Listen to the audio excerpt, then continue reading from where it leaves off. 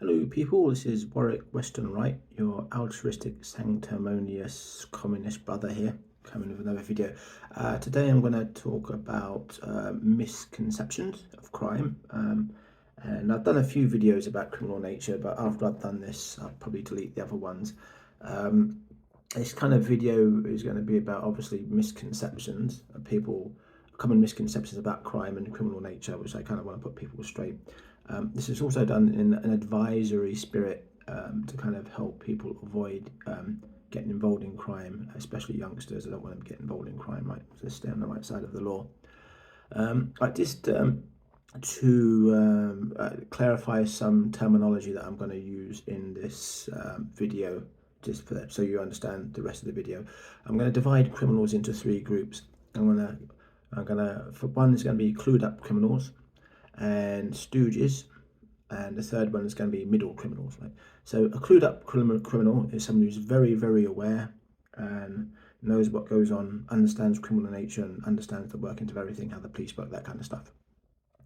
And then you've got what I refer to as a stooge criminal, just like a wannabe, the person that really isn't clued up, but has got no idea how the police work, what really goes on in criminal nature. They're normally kind of foolish people that are getting themselves involved in crime, normally at a young age. And then I'm going to use a third term, middle criminals. Middle criminals are extremely clued up, very, very aware, but paradoxically extremely unaware of other people's levels of awareness. They're kind of like cynical. They think, all criminals or bad people are extremely wise and clued up, and people who stand the law are all a bunch of fools. Basically, they've got that cynical kind of point of view. Right now, first, I can start with the misconceptions.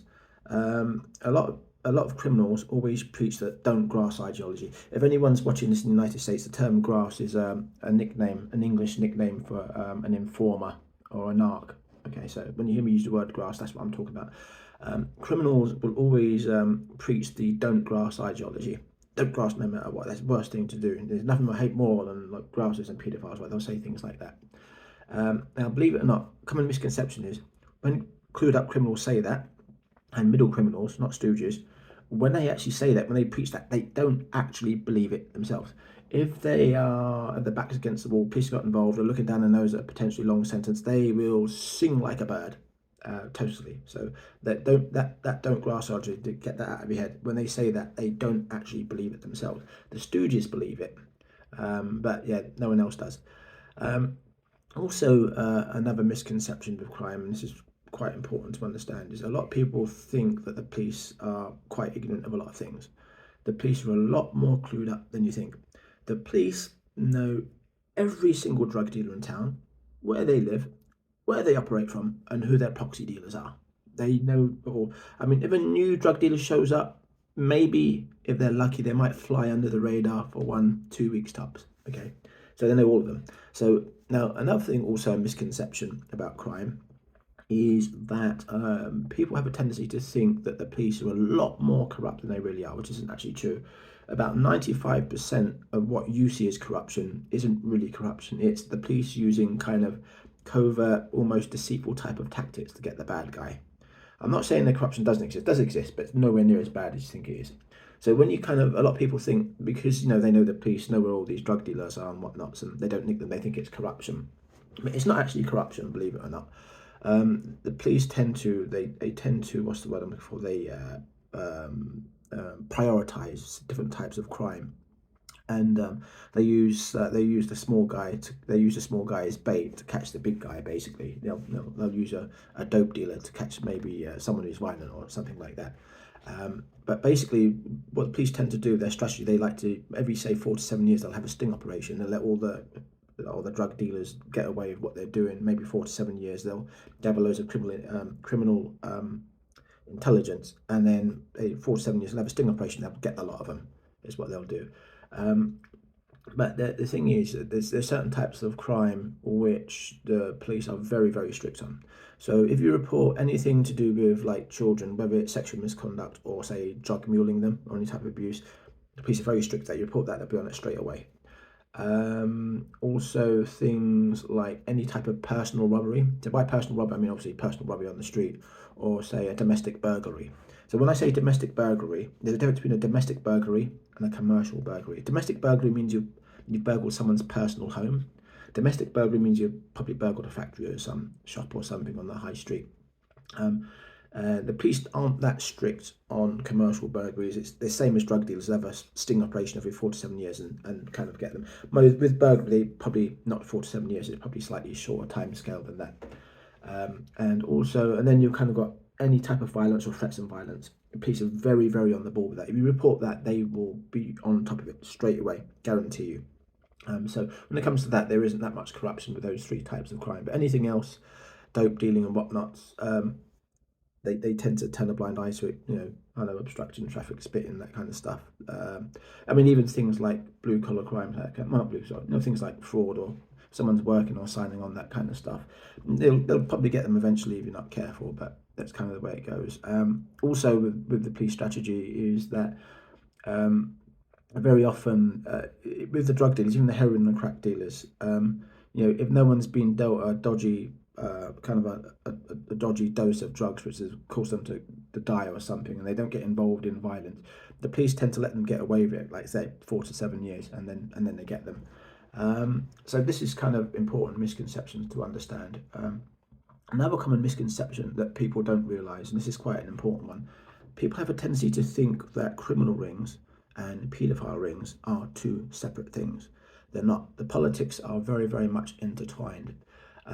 Conventional criminals, especially clued up ones and middle criminals, they will actually protect paedophiles from being arrested, and the paedophiles will do the same with conventional criminals. And I'll explain why this is. The clued up criminals and the middle criminals, when they preach the don't grass ideology, they actually don't believe it themselves. They absolutely don't believe themselves. And what happens is the reason why they protect each other isn't because conventional criminals have it in their nature to be paedophiles themselves. Not at all. Obviously, some might. But they know that the paedophiles know that if a criminal gets arrested and someone grasses on him, that criminal will grass on the paedophile, and the paedophile end up going down. And same vice versa. The criminal knows if you grass on a paedophile, when the paedophile is looking at a long prison, they'll grass on the conventional criminals. And the reason why this is, so if a clued up criminal or a middle criminal happens to know for a fact that someone's involved in paedophilia, for example, what they'll do is they'll preach to everyone, everything I hate is, I hate nonsense and grasses, and if I see a paedophile, I'll beat the crap out. Which is actually not true. If they know that someone's a paedophile and no one else knows, they'll use that as leverage, maybe to blackmail them or to get them to do their bidding every now and then. And they'll think of a paedophile as like a get out of prison free card. So if something comes on top and they're looking at a long sentence, oh great, I happen to know a paedophile, and I can get a shorter sentence by grassing another one, might even get away with no sentence at all, right? So this is the way real criminals think. This is actually the way they think. They paedophiles and conventional criminals actually protect each other. So I've got all these misconceptions out of the way, but I'm gonna to speak a little bit about little techniques of what criminals do and how they work and how they operate. As a general rule, criminals they love stooges, and sometimes there might be someone who's a grass and they want to get rid of them, harm them, or maybe even kill them, right? And what they do is a clued up criminal and a middle criminal normally won't do it themselves. They'll find a stooge, a criminal that's kind of stupid, that believes the don't grass ideology and all that stuff, and they'll kind of twist them in it with their foolishness, because most criminals, especially two stooges, they do what they want because they want to belong and fit in, so, and to prove themselves to their mates. They think they're their friends, right? So is he a nonce? And they'll if a clued up criminal spreads a rumor that someone's a nonce, or if some other rumors like it's a grass or whatever, what they're actually doing, they're trying to recruit one of their stooges to beat the crap out of the grass on their behalf. And I'll tell you why it's the way clued up criminals work is that they will never ever harm someone unless they've got loads of dirt on them, which they can use as leverage to make sure they don't press charges for them, if that makes sense. So a clued up criminal and a middle criminal will sometimes beat the crap out of someone, but they'll only do it if that's another criminal and they've got so much dirt on them that they can't really grass on them, if that makes sense. But if you've got, say, like a law-abiding citizen that happens to help the police every now and then, which I do, and it's something serious, what the criminals will do, they'll spread rumours that you're a grass, or spread rumours that you're a nonce, or something that will make the stooge criminals want to do do their bidding, right, and maybe beat you up or harm you on their behalf. So this is quite common also. Also, they criminals they rely on something which I call the two Fs: fear and folly. They rely on people being very very stupid, and they also rely on fear. As a general rule, they'll use fear to say maybe get lower level criminals to do things for them, but they also use folly on people because most people are so foolish they want to fit in and be accepted so much that something can get them to do stupid things sometimes. So, for example, if you imagine a criminal, they're around a group of people, and and let's say they might say something like, "There's nothing I hate more than grasses and nonces," right? So, obviously, anyone in the United States is watching this. The word term nonce is a criminal English term for someone that's into sexual misconduct.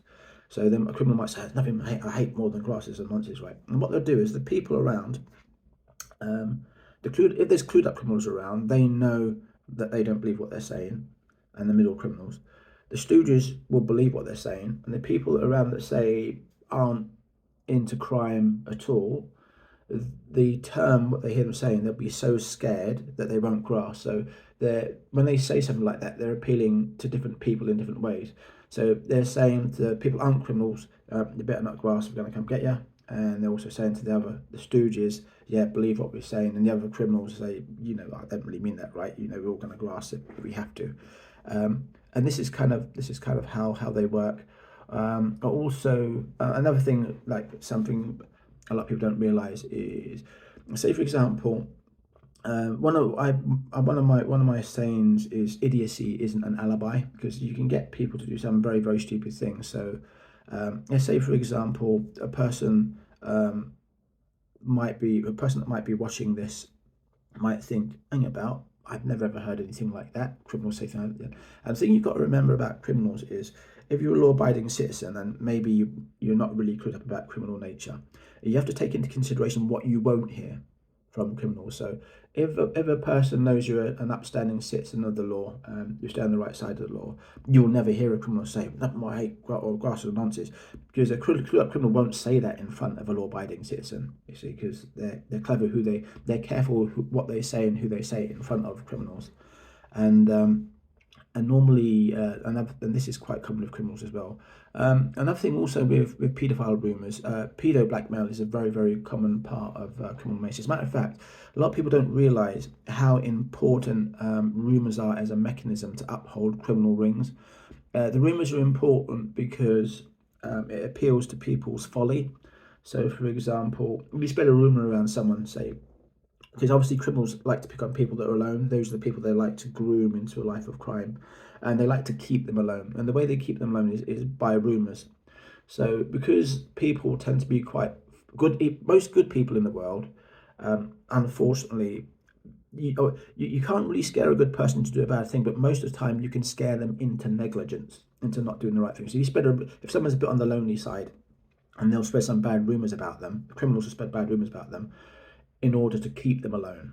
So if a person has bad rumours attached to them, a loner who's being groomed by a criminal ring, that person will find it very difficult to have positive relationships with people, because the people know about the rumours, and though they're not bad people, they won't treat you badly. They're foolish enough to give in to the fear of not socialising with you because they're worried that those rumours will be attached to them, if that makes sense. So scaring good people into negligence, sadly, is very, very easy. And a lot of the reason why I'm publishing this video is to kind of make you aware of that, because you've got to stop doing that. You've got to stop letting bad people scare you into negligence, because that's really where they get a lot of their power from. They get that power from foolishness, because a lot of people don't realize a thing in psychology is that you'd be surprised how many people really, really want to belong, want to be accepted, and people really, really are shit scared of being rejected or not being accepted, and people have a tendency to give into that fear, and they tend to be in denial of that, but they give into that fear quite a lot. So rumours is a very extremely important mechanism to keep a person cut off, to keep them alone. But also it's to, in a way, brainwash people, because if they're grooming some youngster into a life of crime, they don't want to hear a different narrative. They don't want to hear the narrative which I'm spreading to you right now. So you find a lot of these youngsters, 15, 16, 17 years old youngsters, right, teenagers, and yeah, they're out, I don't know, vaping and looking cool with their prime soft drink with their mates, right? So, and they do that because they want to belong, right? So the criminal will see that, so, oh, this young teenager, breaks the law by vaping, like just to fit in. So, oh, he's the type of person I could groom into crime, right? Because they look at him and say, right, their parents aren't very strict, so we'll probably able to groom into crime. So they tend to know who to spot, who they can groom and who they can't. And basically, the way they brainwash them is when they kind of feed them this don't grass ideology and all that kind of any kind of criminal narrative, people are afraid to say anything different to the child, because if someone says to that child, well, actually no, if it's if it's really serious, someone's going to get killed, you should go to the police, right? Or any anti-criminal narrative thing, the child will relay that back to the criminal, and this is what makes good people kind of get scared into negligence by criminals, and this is what's got to stop. That's what I want to make people aware of. Stop being negligent, um, Also, I'm going to tell you about some things to look out for when people are getting groomed by criminals. Say, for example, if you hear some really, really bad rumors about a particular person, right? And you notice that the only people that are socializing with them are criminals, but not the ones that are spreading the rumors. Keep an eye out for that. Sometimes, what will happen is the way criminal rings work. They'll spread a rumor about someone to keep them alone, so they're easier to groom and brainwash into this kind of narrative. So the child never hears anything opposite to the narrative. Then they'll get their criminal mates to deliver that narrative. If that makes sense. So it's most of the time the person that spreads the rumor isn't the person that tries to groom the child. Though it is sometimes, but most of the time it's not. So it's something to keep an eye out. If you ever hear bad rumors about a youngster and notice the youngster's having difficulty socializing with the right type of people, that's something to look out for. Another thing to look out for if someone's getting involved in some heavy business, more serious crime, is if a clued up criminal does something really stupid. That's something really to watch out for, because it means a more powerful criminal is leaning on them to do that. If that makes sense. So I in my personal life, I've had a very clued up criminal threaten me with violence, and I knew that was pretty serious, something more serious going, more sinister than what's going on, because I stay on the right side of the law. No one's got any leverage on me to prevent me from pressing charges. So if you threaten a law-abiding citizen, or you harm a law-abiding citizen, it's a guaranteed prison sentence. Because if you've got nothing on them to stop them going to the police and say, see that stab wound here, he did that, that's it, straight away in prison. Clued up criminals and middle criminals do not do that unless someone's leaning on them. So there's something to look out for. There's two things to look out for. Rumours on a youngster having difficulty socialising with positive people. It doesn't even have to be a youngster, it could be someone my age. But it's normally with loners. And if a clued up criminal does something stupid. So you've got to watch out for those two things. So I think if there's anything else I can talk about to kind of really give you an idea of how criminals work. I'd say like foolish things that people do or perhaps don't realise. Say, for example, if a clued up criminal spreads a rumour that someone's a paedophile, right? Now, clued up criminals, if a stooge criminal does that, it's a big deal, but it's not as a big deal because the stooge is an idiot and doesn't really understand what he's doing. Whereas if a clued up criminal knows that he understands the outcome of his actions, therefore the outcome was his intentions. So if you spread a paedophile rumour about someone, they know that the outcome is that person will get severely harmed or literally killed. So when a clued up criminal spreads that rumour, it means his intention is to kill you, literally kill you, right? Whereas if a fool, a stooge, they're intelligent enough to know you'll get killed, but they're such idiots, they don't know what they're doing, right? And so what happens is if the police find out there's a paedophile rumour attached to someone, they can't really arrest them for it because it's a civil offence. Like spreading rumours is a civil offence, not a criminal offence. But the police aren't stupid. They know that if a rumour like that is attached to someone, it means some criminals are literally intending to get that person killed.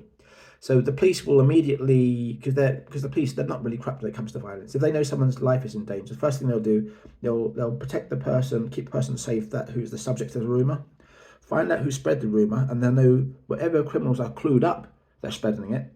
Obviously, they can't nick them for it, but they'll keep them on the police radar, if that makes sense, and probably try and get them later. So what other things to look out for? But as a general rule, criminals. I'm generalising here. Obviously, these aren't absolute rules which happen all the time, because obviously, criminals do mix up the behaviour a bit. Um, but in general, that's kind of how they work. I don't think there's anything else I can tell you about criminals. That's about it, really. Things to kind of look out for. So, what I'm kind of advising you here is kind of stay on the right side of the law.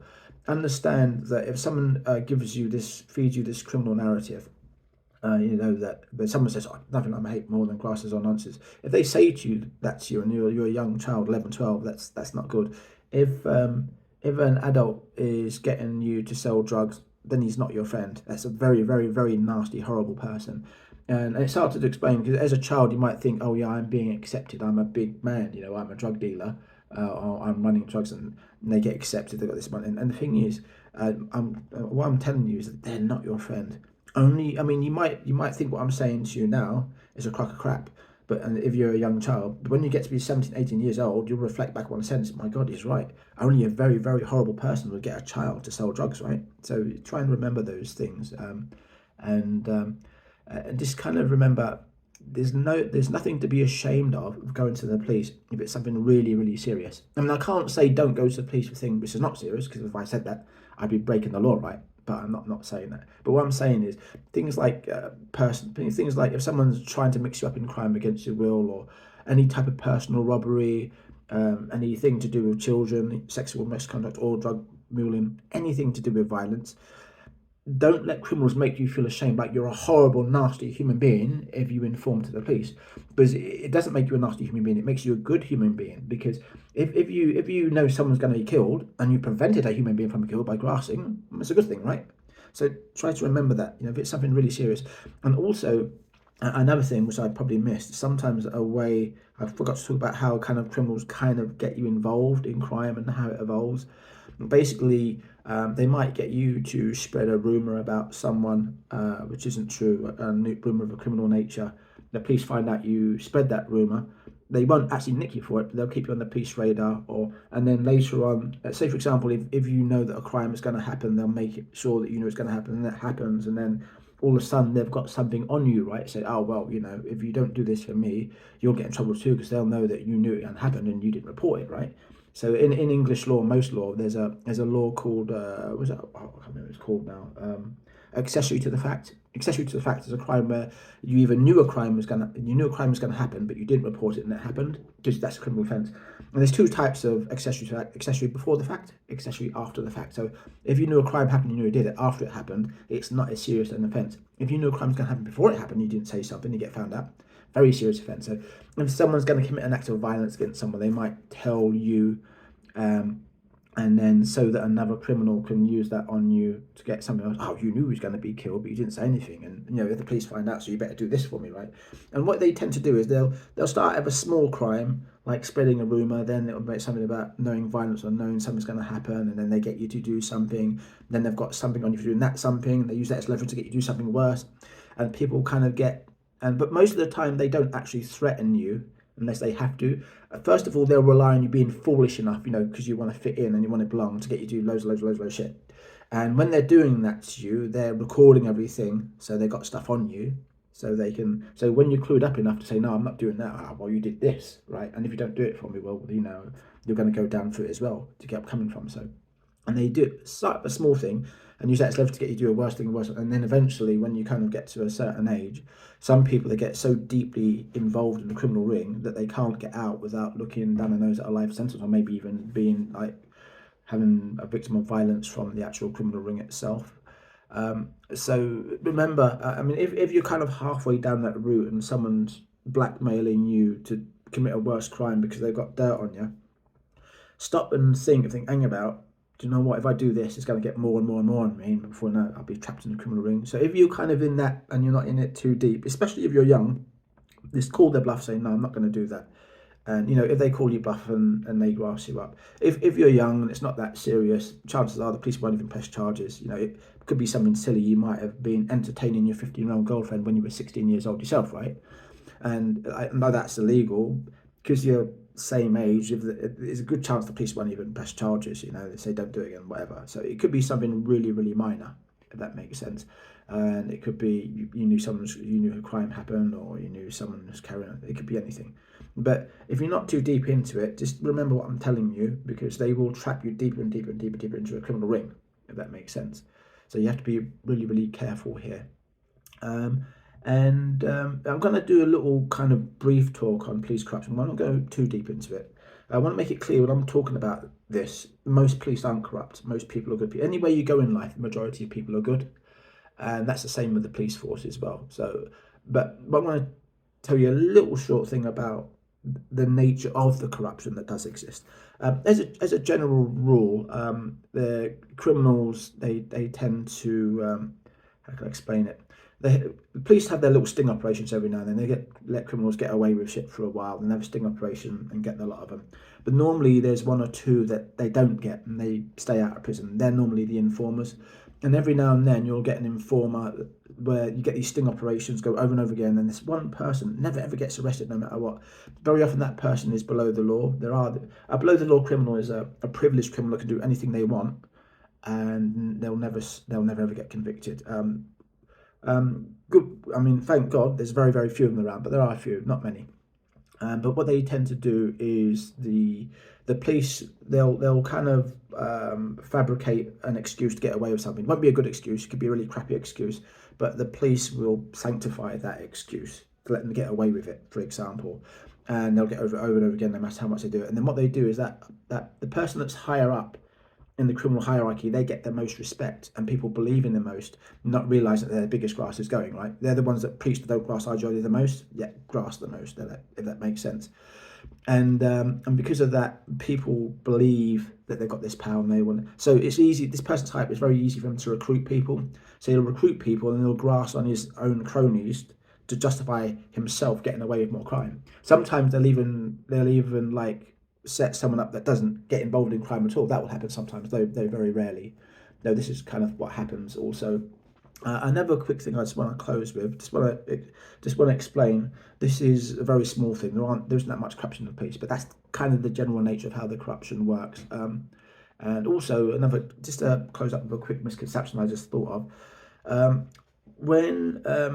Another way that criminals tend to spread fear is that, say for example, they do something, they stab them, whatever, and the person gets away with it, yeah, and everyone sees that person's got away with it, and everyone knows he does it.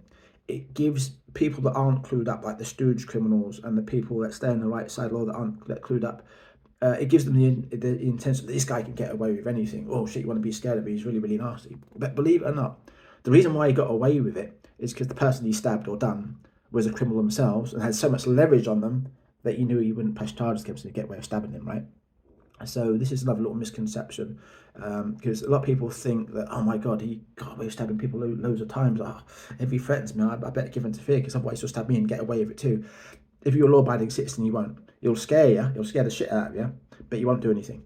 But he might, but obviously, he might actually, might try and get a stooge to do you on your behalf. But if you're wise and you see what's going on, you report it straight away. The police are pretty vigilant when it comes to things like that. So it kind of doesn't really happen that much. So anyway, that's kind of the end of my talk now. I hope I've kind of cleared up some of the misconceptions about crime for you. And remember, I am saying this with the advice to stay on the right side of the law. I want you guys to stay on the right side. I don't like to see youngsters get involved in crime. I won't go into the story as to why I have a very intimate knowledge of criminal nature, because I could tell you a lot more stuff. I mean, believe it or not, there's even a subliminal cultic side to crime as well when you get high up enough, but I'm not going to talk about that for the time being. But just stay on the right side of the law. And remember, I can't say this, especially to the youngsters, right? People will make you feel like you're a horrible, horrible person if you help the police. There's no shame in staying on the right side of the law. There really isn't. There's shame in harming people. There's shame in muling children, in interviewing children. There's shame in personal robbery, right? There's no shame in stopping those things. Okay, so anyway, thanks for listening. I hope you enjoy this and you like this video. You take care. God bless.